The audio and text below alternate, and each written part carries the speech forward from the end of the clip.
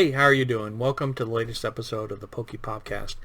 Today on the podcast, we're going to be talking about in the Pokemon trading card game, a lot of times players will not agree on what was done during the game. We're calling those game state disputes.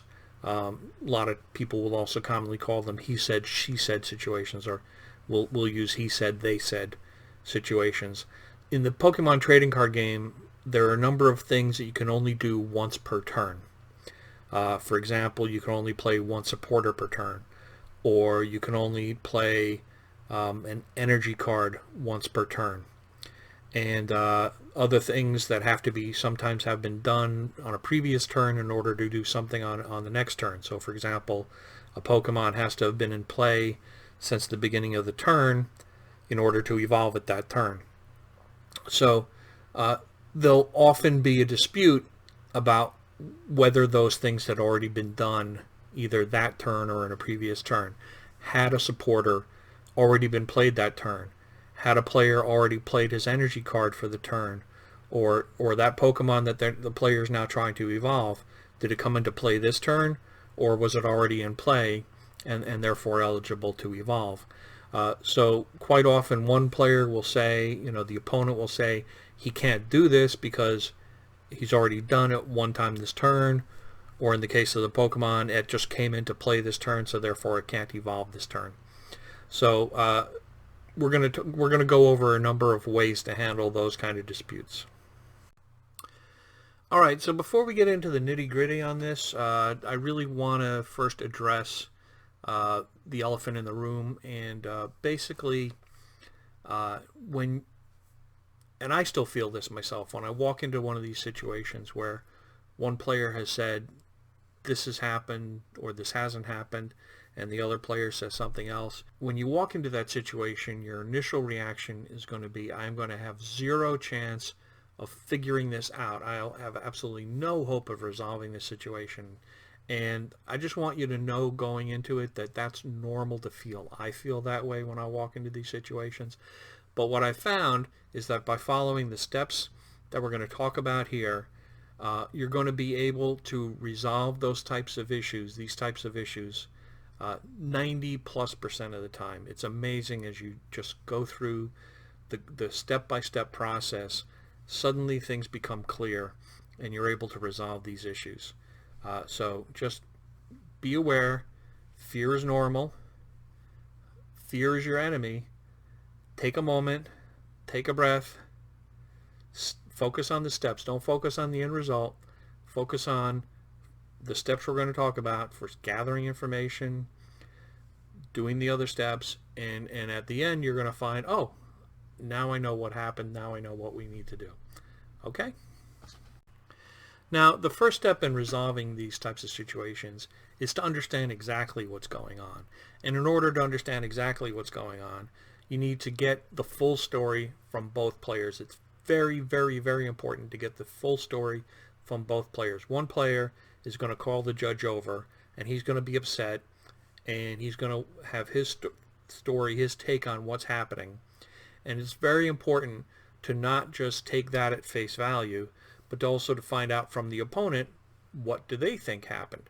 What's also very important is you're quite often going to have one player be more vocal or better at explaining their point of view than the other player. It's very important to make sure that the other player is able and has a good opportunity to get their side of the story out. They may not be as vocal about it. You may need to probe more, but it's very important that you get their viewpoint and their part of the story and not just take the word of the one player, because quite often, especially when you're talking with younger players or inexperienced players, or depending on the cultures, if you're talking in events with people from different cultures, they may not be as assertive and may not feel comfortable with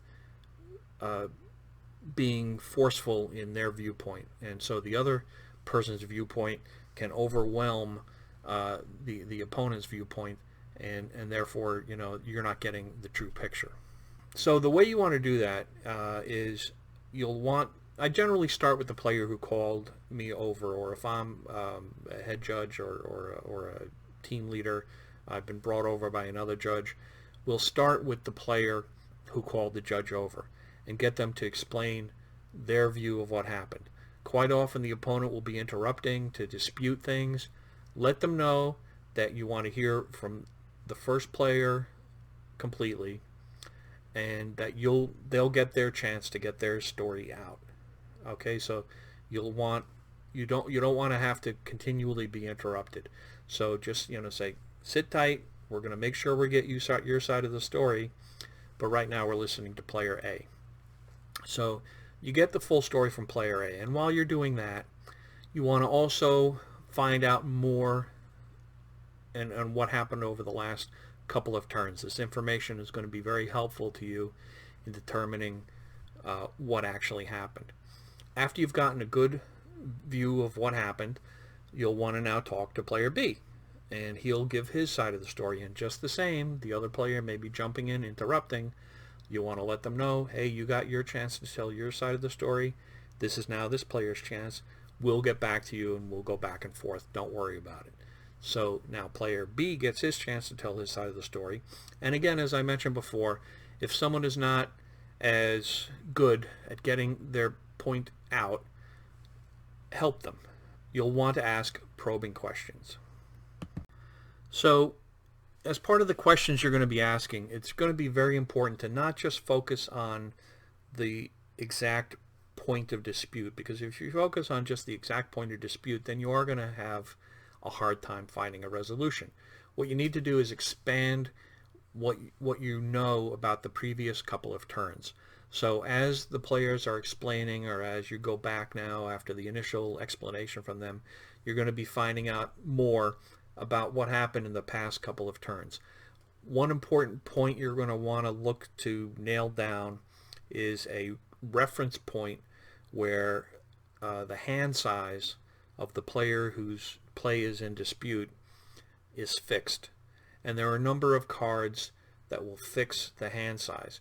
If you're lucky, you're near the beginning of the game, you can even rewind to the beginning of the game. But if you're halfway into the game or toward the end of the game, 7, 8, 10, 15 turns into the game, you can't rewind the entire game state. You can only really rewind a turn or two at best. Once you start getting into the territory of trying to rewind 3 and 4 turns back, it really becomes impossible, because with Pokemon there is so much recursion and deck shuffling and hand changes that you're going to have to find when was the most recent time where the hand size was set.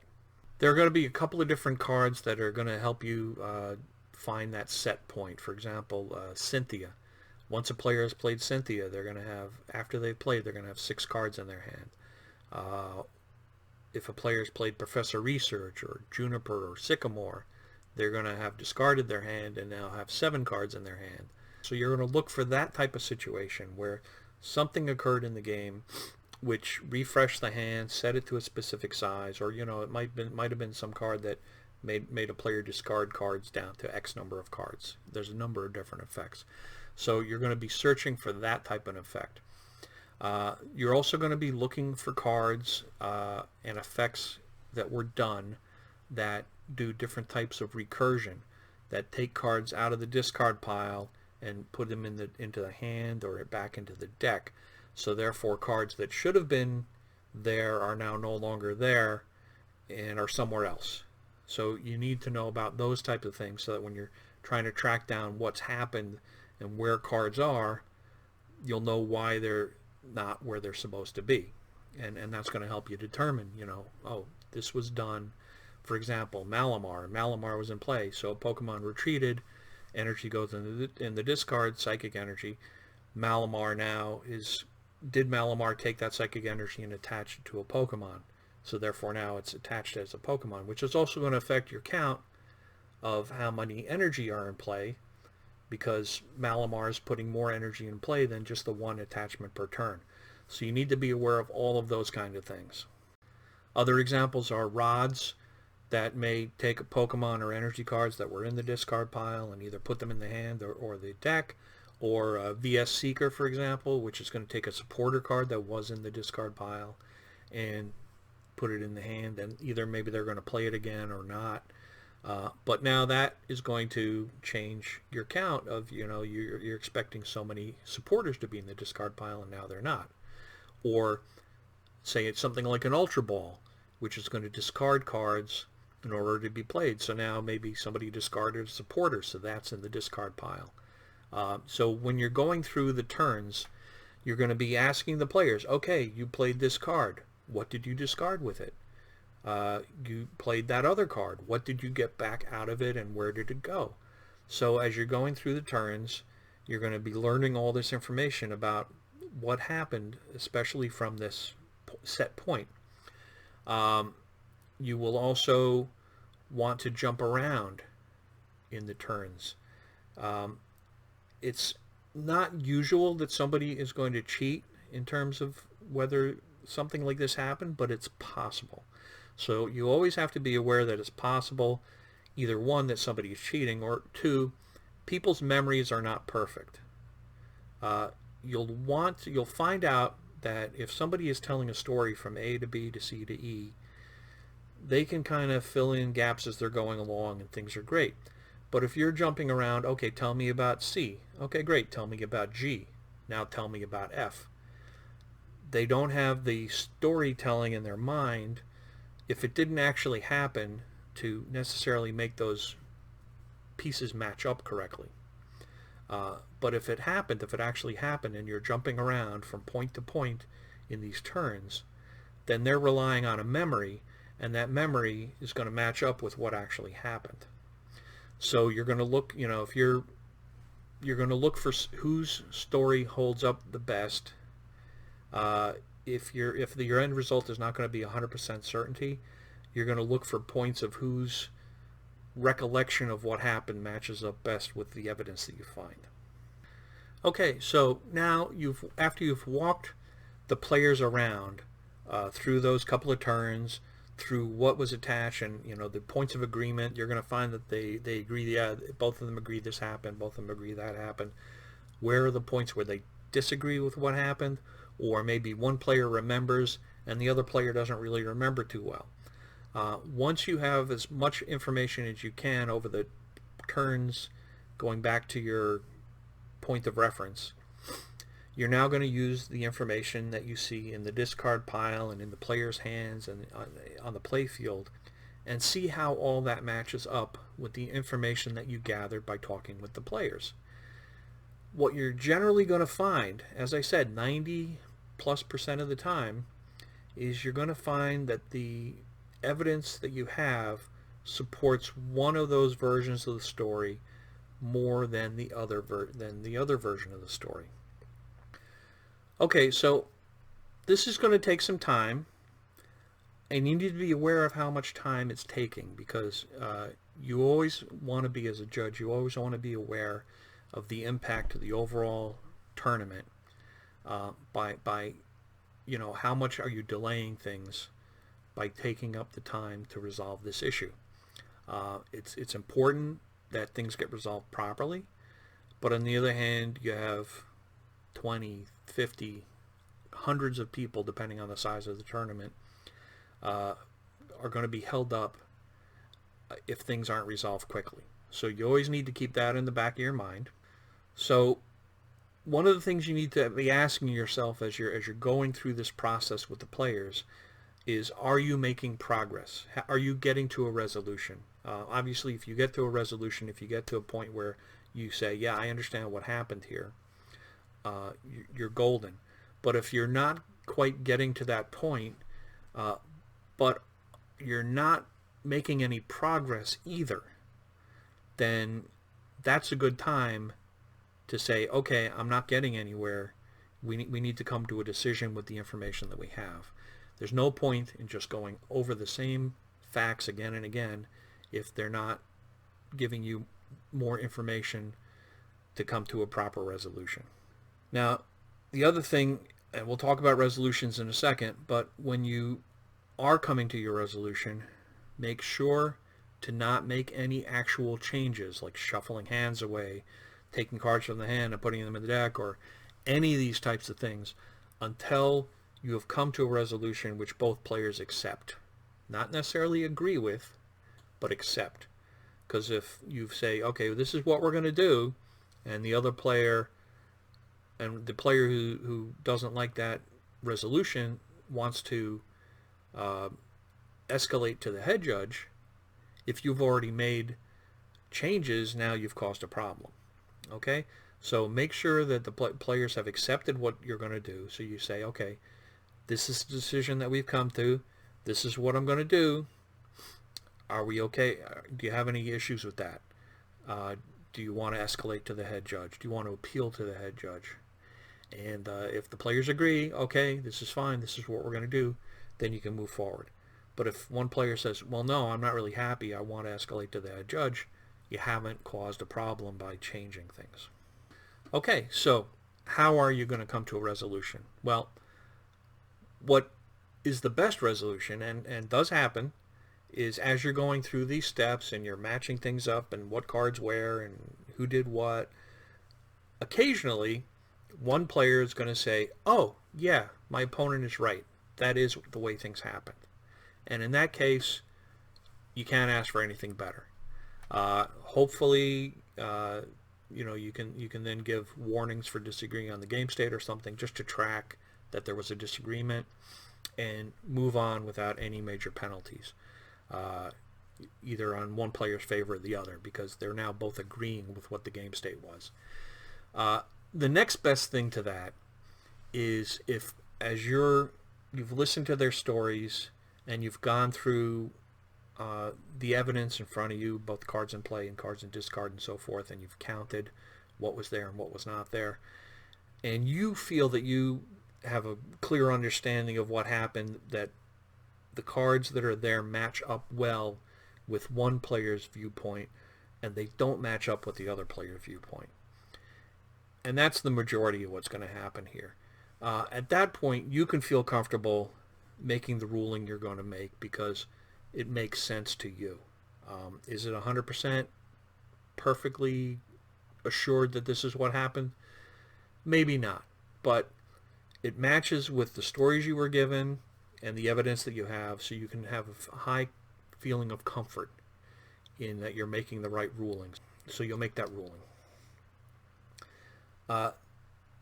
In some cases, and this is where we get, I said 90% of the time you're going to have these first two cases. You're still going to have that other 10% where you're not able to be 100% certain. And at that point, once you've reached, you're keeping aware of time that you've taken, you've gotten all the information out of it that you can reasonably get, you're going around in circles, you need to make the call. And a couple of things with this: use team judging. Try not to be out there on your own doing this if you can, unless you're not at a one-judge tournament. But use your team support, and you need to come to a decision. And the decision cannot be a coin flip where you're doing a 50-50. I don't know who to believe. I'm going to flip a coin. You need to find some piece of evidence along the way. Somebody's story holds up slightly better than the other person's story. And you're going to make that decision. It's not an easy decision, but you'll make it. It has to be made. You don't like having to make an imperfect decision, but the tournament must go on. You can let the players know, look, I'm not 100% certain on what the right ruling is here, but I'm making the best judgment that I can based on the evidence that I have, and this is my judgment. And it's a shame, but that 10% of the time, that has to be the case. You can't just sit there and not move the tournament along. Now, as I mentioned, if you have other judges available to you to help with that ruling, especially, and I'll say this too, if you're finding that yourself having a problem, or you get hit with that fear and you're frozen and you're not able to get traction on solving this issue, and you have someone else able to bring them in early. Don't wait until you've gone a long time not getting anywhere to bring somebody else in, because you'll be amazed. Sometimes you'll be looking at the situation and for whatever reason you're not seeing things that make sense to you or that will help you move it along, and you bring somebody else in and they say, oh, boom, boom, boom. And, you know, it might be you this one time that is having an issue. It could be them the other time, and you come in and solve the problem. It's not a question of you being the hero. It's a question of doing what needs to be done to come to the right resolution. So don't worry. I've called in people for help, and they've sometimes seen things that I wasn't seeing, and after the fact I'm like, oh, how could I not have seen that? Don't worry about it. What we're happy about is coming to a resolution that makes sense. Okay? So you're coming to the resolution. What do? Number one, does the game state need to be fixed? Maybe, maybe not. If the game state needs to be fixed, then you want to look at, you know, is there a penalty to be issued or not?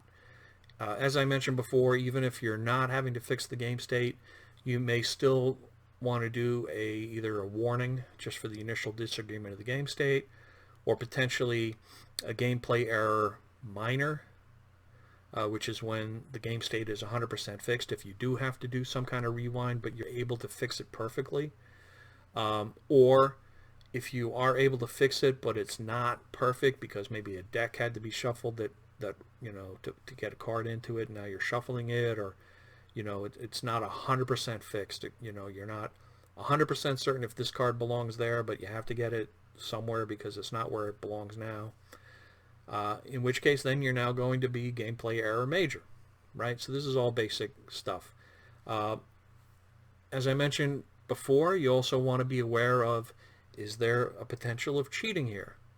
I have had some cases where an example of a card is in the wrong place, and it turned out that a card that had been played moved from the discard pile to a player's hand, and determining that, yep, that card definitely had been played, it definitely belonged in the discard pile, and now here it is in the player's hand, that quite often will raise to the level of cheating, and there are other examples as well. So if you have a situation where something, you know, you may not have direct evidence, but you're strong enough evidence, you know, to me that's strong enough evidence. The card got from a place where it had been played, and now it's to a place where the player can play it again. That's evidence of cheating in and of itself. And so if you come across situations like that, you need to be aware that you may need to pull the trigger on that penalty. So don't be afraid to do it if it's justified. Okay, so just to wrap this up, I just want to say this always, like I said, this always comes in as a daunting situation when you first walk into it, because all you're seeing is the problem. But as long as you just take it slow, take a deep breath, look at the minor step-by-step process of getting the history details of what happened, looking at the evidence to see how it matches up, and you're walking through those steps, the vast majority of the times you're going to be able to fix these situations, come to a good ruling, and be comfortable with your decision. Okay? So I hope you find this helpful. If you have any questions about things that I didn't touch on in this video, please feel free to ask them in the comments section, and I'll touch on them for you. But this is getting into the real meat and potatoes of judging out in the field. Okay? Thanks a lot. Take care.